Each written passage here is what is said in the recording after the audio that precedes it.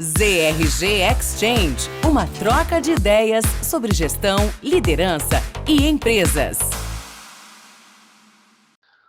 Olá, aqui Denis Monteiro, para mais um ZRG Exchange.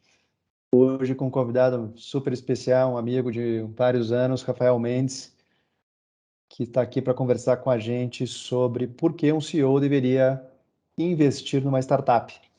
Então, Rafael, bem-vindo. Obrigado por estar aqui com a gente. E queria que você começasse dando um pequeno overview da tua carreira, de sucesso até aqui, e a gente entra no tema em seguida, tá bom? Tá ótimo. Obrigado, Denis, pelo convite. Bem, meu nome é Rafael Mendes, casado com a Maíra, pai do Pedro e do André, 2 meninos. Sou engenheiro de formação, engenheiro pela USP, tenho o OPM pela Harvard Business School. Comecei minha carreira no mercado financeiro, passando por banco de investimento, Goldman Sachs, e também virei sócio de 2 fundos de investimento em private equity. Como executivo, eu fui CEO do Grupo Oncoclínicas, um dos maiores grupos de oncologia da América Latina, uma empresa de capital aberto, e atualmente eu sou CEO da Vision One, que é uma rede de hospitais oftalmológicos investidas pelo Private Equity da XP Investimentos. Além de ser CEO do grupo da Vision One, um dos temas que a gente vai, inclusive é o tema aqui do nosso podcast, eu sou mentor de algumas startups, invisto em alguns fundos, e esse é uma das atividades realmente que é muito, muito gratificante, que eu gosto muito. Vai ser ótimo falar sobre isso. Obrigado. Bacana. Então, acho que o que a gente poderia começar a conversar é por quê? A gente, falando agora há pouco, achar tempo nessa agenda corrida toda, né? Sendo CEO de empresa, pai, marido, conselheiro de empresas, etc., a gente arrumar tempo para fazer mais um pouquinho. Por que um CEO deveria investir, né, na tua opinião, numa startup? Não, essa pergunta é muito boa, e eu acho que, primeiro, assim, quando a gente fala em investir em startup, a primeira coisa que vem na cabeça é o retorno financeiro. Então, vamos investir para ganhar dinheiro, né? E eu vejo o investimento da startup muito além de simplesmente ser um bom retorno financeiro. Eu vejo nós como CEOs, principalmente em empresas mais tradicionais, no meu caso, uma empresa de saúde, rede de hospitais com muitos anos de tradição, eu vejo o investimento na startup uma oportunidade de me colocar junto de pessoas, né, jovens, empreendedores com uma cabeça muito diferente. Então, entender essa nova geração, entender essa cultura, porque muitas dessas pessoas são parte dos nossos colaboradores que estão entrando, eles são diferentes.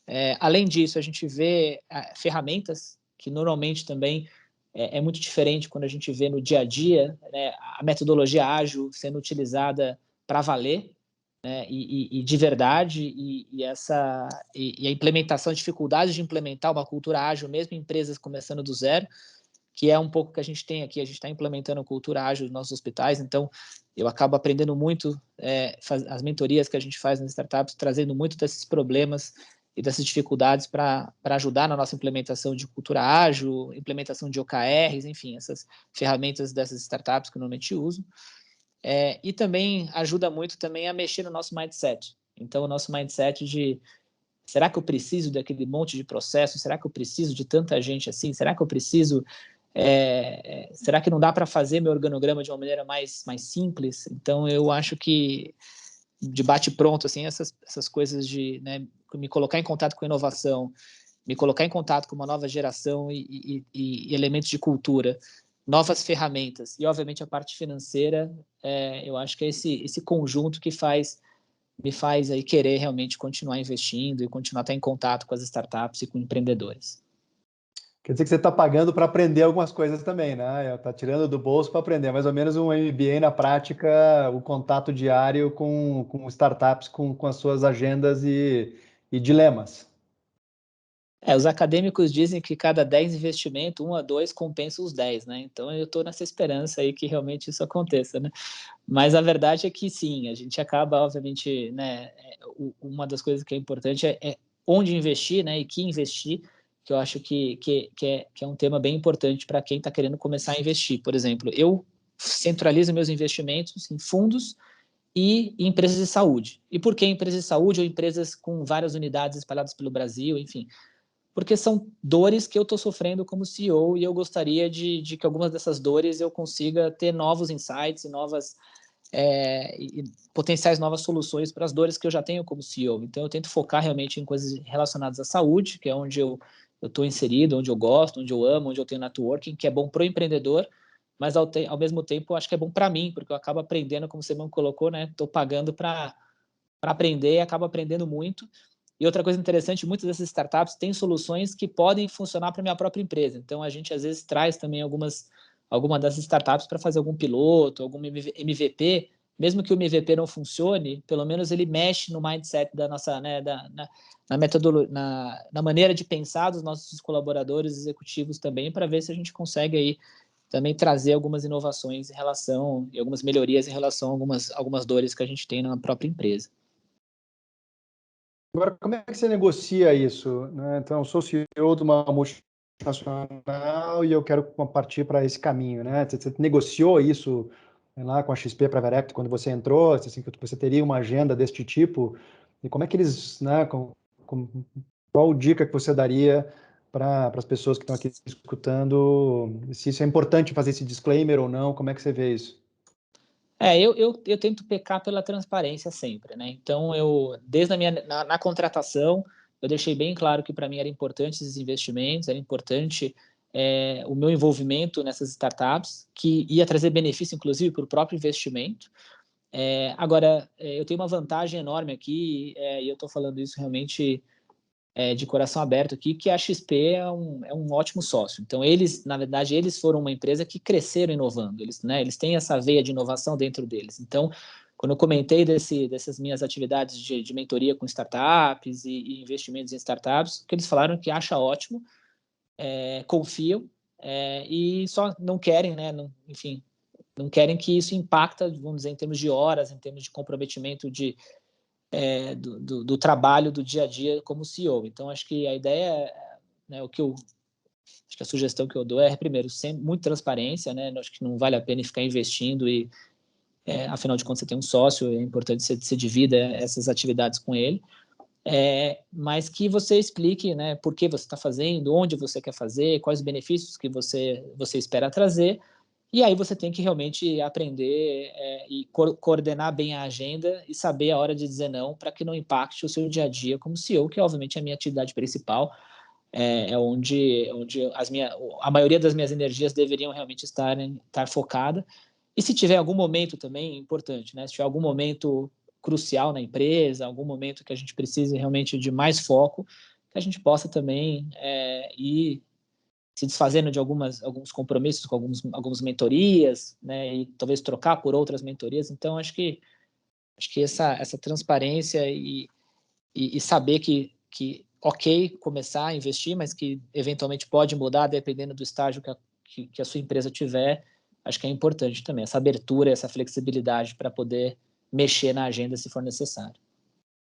E como é que você administra, como você falou antes ali, né? Bem rápido, assim, possíveis conflitos, assim, se você quiser comprar algo onde você está investindo, né? Se você vai fugir disso ou como é que você organiza isso para a governança?